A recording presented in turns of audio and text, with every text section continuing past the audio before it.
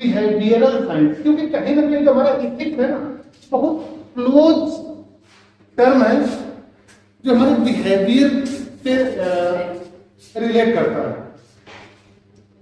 तो behavioural science जो हमारा है, यानी कि हमारा व्यवहार कैसा है, ये हमारा व्यवहार आज से एकदम नहीं पनपता है, ये बाई बर्थ होता है। कुछ चीजें आपको जन्म से मिलती हैं। अभी मैं बताऊंगा व्यवहार जो है, इसकी मैकेनिज्म या इसकी मशीनरी कैसे डेवलप होती है, कैसे वो हमारे साथ चलती है।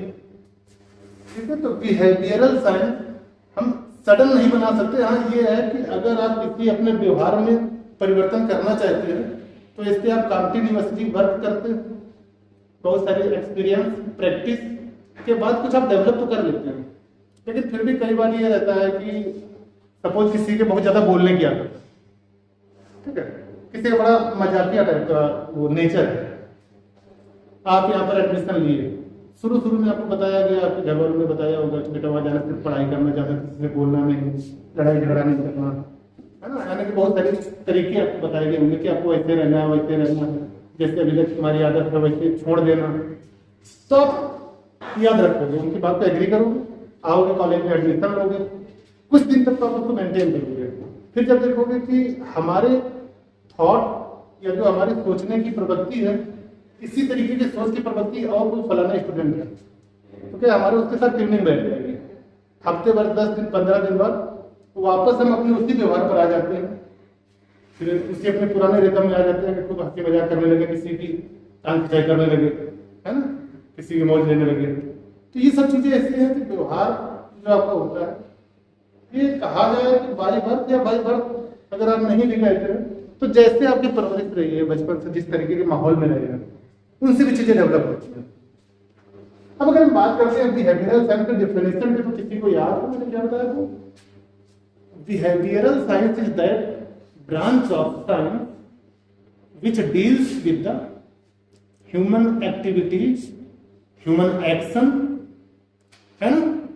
यानी कि व्यवहारिक साइंस जो है, इसमें विज्ञान की ऐसी ब्रांच है जिसके अंतर्गत आप किसी मानव के, किसी मनुष्य के जितने क्रियाकलाप है, ह्यूमन एक्टिविटीज, ह्यूमन एक्शन, उन सभी का अध्ययन करते हैं। ठीक है, व्यवहार हमारा कैसे डेवलप होता है?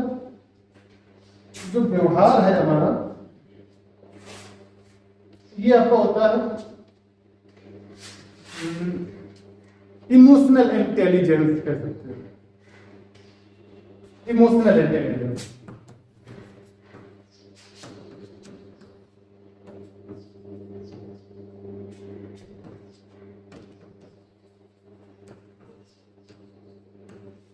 और इमोशनल इंटेलिजेंस के जस्ट आपके करीब होता है कॉन्शियसनेस।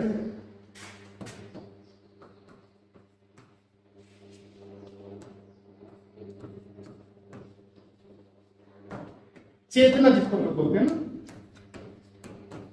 चेतना, कॉन्शियसनेस, प्रवृत्ति है हमारी। ठीक है, अब एक एक करके और थोड़ा सा एक्सप्लोर करेंगे। जो हमारे इमोशनल इंटेलिजेंस है, भावनात्मकता, भावनात्मकता कह लो, या जो हमारा अपना बुद्धि है जिसको हम अपने विचारों से निकालते हैं, इसको इमोशनल इंटेलिजेंस कहते हैं। और इसका बहुत सीधा सा जो व्यवहार हमारे रिफ्लेक्ट करता है, हार्मोनी को डेवलप करता है। हार्मोनी किसी को कुछ पता चल रहा है क्या हो रहा है? हार्मोनी मतलब ये है कि हमारे विचारों का आदान प्रदान अगर एक जैसा हो जाए। ह्यूमन वैल्यू का थर्ड ईयर वाले स्टूडेंट को थोड़ा सा कुछ होगा इसका आइडिया। जो हम चाहते हैं आपसे, मैं ये मान के चलता हूं कि आप भी वही उम्मीद करते होंगे हमसे। हम आपसे चाहते हैं कि आप हमारे साथ अच्छा व्यवहार करें, आप हमारे साथ ऐसे वो सब व्यवहार करें जो हमको अच्छे लगे, हमको प्रसन्न कर रहे हो। अपनी तारीफ सुनना सबको अच्छा लगता है, किसी को अपनी बुराई सुनना अच्छा नहीं लगता है। ठीक है, तो हम चाहते हैं कि आप हमारी तारीफ करें, हमारे सामने भी और हमारे पीठ पीछे भी। तो कहीं ना कहीं हमें यह समझना होगा कि आप भी यही चाह रहे होंगे कि सर भी हमारी तारीफ करें, हमारे सामने भी या क्लास में भी या अपने जो ग्रुप में बैठ रहे हैं वहां भी। तो जिस दिन ये चीज डेवलप हो जाएगी कि आप हमारी तारीफ कब करेंगे, जब हम अच्छा होंगे, जो उनका हमारी पॉजिटिव सोच होगी, पॉजिटिव प्रवृत्ति होगी आपके लिए, तभी आप हमारा सम्मान करेंगे, हमारी तारीफ करेंगे। और हम आपकी तारीफ कब करेंगे, जब आप बहुत ज्यादा कंसंट्रेट होंगे, फोकस्ड होंगे, आप अपने आज के टारगेट पर, ठीक है, डिसिप्लिन में रहते होंगे, बड़ों का आदर करते होंगे, किसी भी तरीके की कोई शिकायत नहीं होगी, तभी तो हम आपको कह रहे हैं ना कि अच्छा स्टूडेंट है। तो जिस दिन दोनों में आपस में ये चीजें बन जाती हैं, तो इसको बोलते हैं इमोशनल इंटेलिजेंस, यानी कि हार्मोनी डेवलप हो जाना, ठीक है। और हार्मोनी कैसे डेवलप होती है, इमोशनल इंटेलिजेंस से। और इमोशनल इंटेलिजेंस कैसे आता है, वैल्यू से। वैल्यू का मतलब मूल्य होता है, और मूल्य भी कौन सा, नैतिक मूल्य, नैतिक मूल्यों से, ठीक है। जो आपकी वैल्यू आज सेट है, वैल्यू कैसे सेट होगी, आपके एप्टीट्यूड से।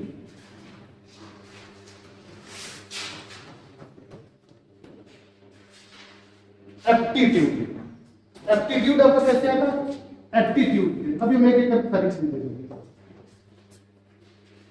एप्टीट्यूड। अब बताइए, एप्टीट्यूड ये हमारी सबसे बेसिक एक एंटिटी है, सबसे बेसिक कोई एक पार्ट है, जहां से हम लेके चलेंगे बिहेवियरल साइंस। एप्टीट्यूड आपके शब्दों में, आपकी नजर में क्या हो सकता है, कोई बताए एप्टीट्यूड? अहंकार। और कोई बता सकता है? एटीट्यूड सर हर तरीके से अलग अलग एटीट्यूड होता है सर। थोड़ा शिक्षा के मामले में, राजनीति के मामले में सर, थोड़ा बोलचाल में एटीट्यूड सर। काफी करीब पहुंच रहे हैं, काफी करीब पहुंच रहे हो। और कोई बताना चाहेगा? जैसे कि आप हैं तो आप आप हमसे बात करेंगे तो थोड़ा सा उसी लहजे में बात करेंगे कि आप टीचर। सही कह रहे हो, सही कह रहे हो। नहीं, जनरली जो आप 99% लोग समझते हैं एटीट्यूड का मतलब घमंड से, है ना। मैक्सिमम लोग समझते हैं घमंड से, कि इनको थोड़ा सा ज्यादा कोई चीज समझ में आ गई। अब इनके दूसरे क्लास में मैंने पूछा है, मुझे थोड़ा टॉपिक समझा तो, लेंस ला क्या होता है, सर ने बताया था। तो ये बोलते हाँ, ये बोलेंगे चलो मेरे पास टाइम नहीं है, ठीक है। तो आपको लगा कि हो सकता है चलो वाकई में बिजी हो, कल पूछ लेंगे। कल आपने पूछा तब फिर से भी बोल दिया, तो आपने बोल दिया बड़ा एटीट्यूड में रहता है ना, या इस तरीके की बहुत सारी चीजें होती है एटीट्यूड। एक्चुअली में एटीट्यूड ये नहीं है। एटीट्यूड का मतलब होता है हमारा दृष्टिकोण, किसी भी चीज को लेकर दृष्टिकोण।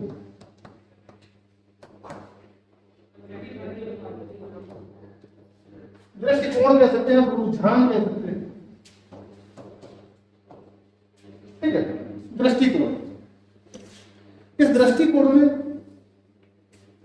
बिल्कुल इनिशियल चीज आती है कि हम किसी भी चीज को किस तरीके से देखते हैं, किसी भी चीज को, किसी भी कार्य को, किसी भी टास्क को पूरा करने के लिए हम किस नजरिए से देख रहे हैं उसे, कि इसको प्राप्त कर लें, इसको हासिल कर लें, ठीक है। कई लोग अपना, आपका इनिशियल दृष्टिकोण बनता है कि मुझे एक ऐसा इंजीनियर बनना है, जो कुछ आपने पहले पॉपुलर इंजीनियर सुन रखे होंगे, जो बहुत अच्छा कुछ काम कर रहे होंगे, करके गए होंगे, जैसे कि विश्वेश्वरैया जी, जिनके नाम पर इंजीनियर्स डे मनाया जाता है ना। आपने उनकी कुछ हिस्ट्री पढ़ी होगी, या कहीं से आप इंस्पायर हुए होंगे।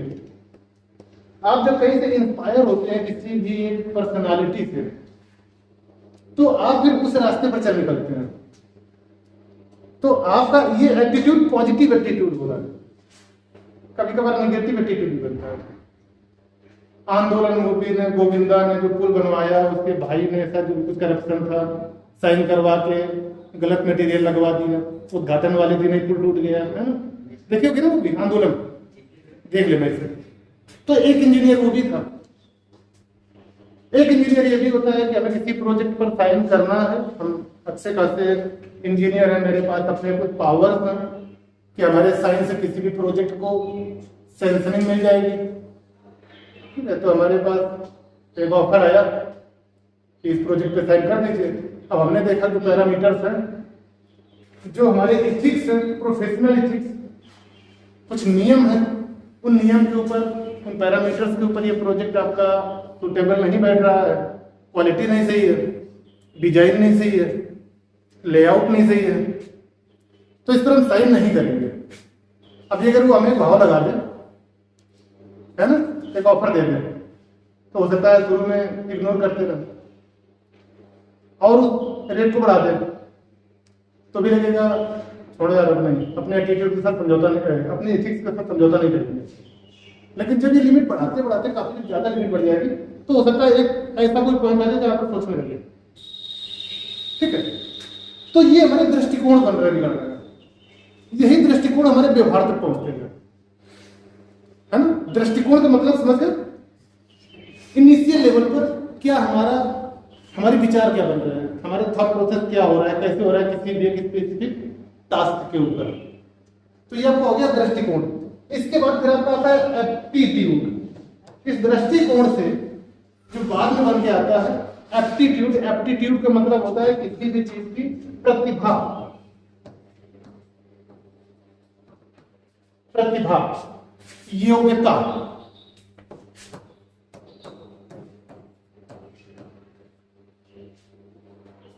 स्पेशलाइजेशन, है। तो इस दृष्टिकोण के बाद फिर प्रतिभा हो जाती है। प्रतिभा जनरली मैं जिसकी बात कर रहा था कि ये जो चीज होती है यही से शुरुआत हो जाता है कि बाय बर्थ जो प्रतिभाएं होती हैं, कई बार आपकी क्लास में ही आप अलग अलग स्टूडेंट्स जैसे बैठे हुए हैं, किसी को कोई चीज टीचर की पढ़ाई हुई एक बार में समझ में आ जाती है, किसी को टीचर की पढ़ाई हुई बात समझने के लिए पेन और कॉपी का इस्तेमाल करने लगते हैं, कुछ खास पॉइंट्स नोट करने लगते हैं कि हम इसको जाके घर में एक बार और रिवाइज करेंगे। कुछ लोगों को और कम समझ में आता है, वो यहाँ तो पढ़ते पढ़ते पूरा एकदम कंसंट्रेशन फोकस किए हुए उधर, लेकिन उनको समझ में कुछ नहीं आ रहा है। फिर वो घर में जाते हैं, फिर उसको रट्टा मारते हैं, कॉपी में लिख लिख के मारते हैं रट्टा। ठीक है, यानी कि अब अंतर यहीं पर आपने देख लिया, एक ने तो सीधे लाइव स्ट्रीमिंग क्लास में ही समझ लिया, एक ने उसको पढ़ने के लिए समझने के लिए ज्यादा मेहनत करनी पड़ रही है, ज्यादा उसको एक्सपीरियंस लेना पड़ रहा है उस टॉपिक के साथ में। तो कह सकते हैं कि प्रतिभा सबकी अलग अलग हो सकती है और ये प्रतिभाएं बाय बर्थ डेवलप होती है कुछ हद तक, कुछ कंडीशंस तक। मैं ये नहीं कहूंगा कि आप सुधार नहीं कर सकते, बाद में additional extra practice hard working से भी चीजें डेवलप करते हैं, लेकिन इनका परसेंटेज बहुत कम होता है, बहुत कम परसेंटेज होता है। मतलब अगर जैसे कि आप किसी भी चीज के पीछे पड़ जाए, आपको ये लग जाए कि हमारे बस का नहीं है, फिर भी मुझे अचीव करना है, तो फिर आप क्या करेंगे ना, वो फिर आप याद करते हैं स्वामी विवेकानंद वाली वाक्य था कि सपना वो नहीं होता है जो आप सोते समय देखते हैं, बल्कि सपना वो होता है जो आपको सोने ना दे, है ना। यानी जब इस तरीके से आप जुड़ जाएंगे किसी एक टास्क के पीछे, तो निश्चित तौर से फिर आप इस योग्यता को अचीव कर लेंगे, भले ही वो आपके बाय बर्थ इनबिल्ड ना हो।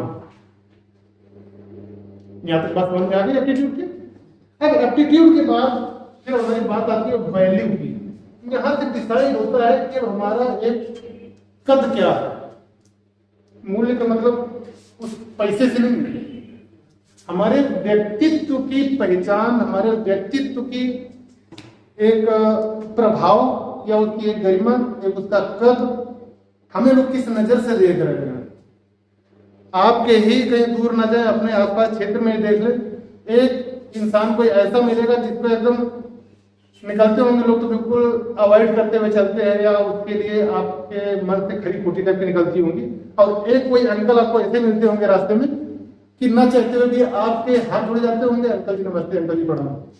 तो ये होता है मूल्य। अंतर समझ में आ रहा है मूल्य का? तो ये मूल्य आपका कैसे आया? प्रतिभा, योग्यता और यहाँ दृष्टिकोण रुझान से बढ़ता हुआ मूल्य तक हम पहुंच करेंगे। मूल्य यानी कि अपनी वैल्यू, अपना मान, अपना सम्मान, अपनी स्थिति, अपनी पोजीशन, अपना कद, वो किसी भी क्षेत्र में हो सकता है। आप मेडिकल लाइन में आप एक अच्छे डॉक्टर हो सकते हैं, ठीक है, आप एक फिलोसोफर हैं, आप एक कवि हैं, एक अच्छे इंजीनियर हैं, एक अच्छा पुलिस वाले हैं, है ना। हर एक सिस्टम के अंदर हर आदमी एक दृष्टिकोण से नहीं होता है, सभी के अपने मूल्य अलग अलग होते हैं। कुछ ऐसे भी पुलिस वाले आपने देखे होंगे कि उनके अंदर का जो मोरल है वो ऐसे निकल के आता है कि आपको अपने घर का बिल्कुल सदस्य समझ के आपके साथ वो सेवा भाव या आपके साथ व्यवहार करेंगे। और कुछ ऐसे पुलिस वाले होते हैं कि आप लाख सही हैं, लेकिन वो आपके साथ ऐसा व्यवहार करेंगे कि उनके हिसाब से आप कहना शुरू कर देंगे, बेशक वो गलत हो, है ना। जबकि विभाग एक ही है, लोग अलग अलग तरीके के वैल्यू रखने वाले होते हैं। क्लियर है बात? तो हम आगे चलते हैं इमोशनल इंटेलिजेंस पर, जिसकी मैंने अभी बात की। इमोशनल इंटेलिजेंस का मतलब हमारे विचारों का आदान प्रदान जब समान व्यवहार के साथ होने लगे, हम आपके इमोशंस को समझें, आपकी फीलिंग्स को समझें कि आपके साथ अच्छा हो रहा है तो हम खुश हो रहे हैं, आपके साथ अच्छा नहीं हो रहा है कोई बात नहीं तो हम दुखी हो रहे हैं।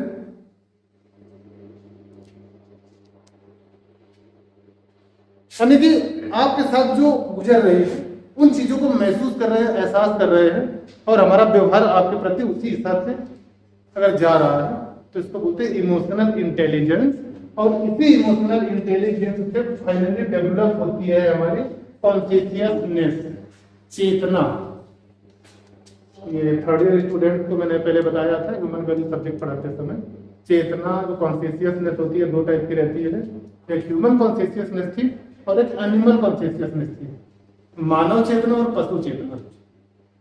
ठीक है, जो यहाँ से निगेटिव होके चला अभी तक निगेटिव निगेटिव निगेटिव जाता रहा, दूसरे के दुख से सुखी हो रहा है, खुश हो रहा है, या अपना को खुश करने के लिए किसी का नुकसान किसी हद तक कर दे रहा है, तो फिर वो प्रवृत्ति हो जाती है पशुओं की, है ना। तो उसको एनिमल कॉन्शियसनेस कहते हैं। तो ये जो चेतना है, चेतना फिर आपका क्या रिफ्लेक्ट करती है? व्यवहार, आपकी एक्टिविटीज, आपके क्रियाकलाप, वो आपके दैनिक जीवन में हो सकते हैं और व्यवसायिक जीवन में भी हो सकते हैं। तो ये हमारा था रिकैपिंग फ्रॉम प्रीवियस क्लास। अब हम बात करते हैं अपने मेन मुद्दे पे, प्रोफेशनल इथिक्स की तरफ।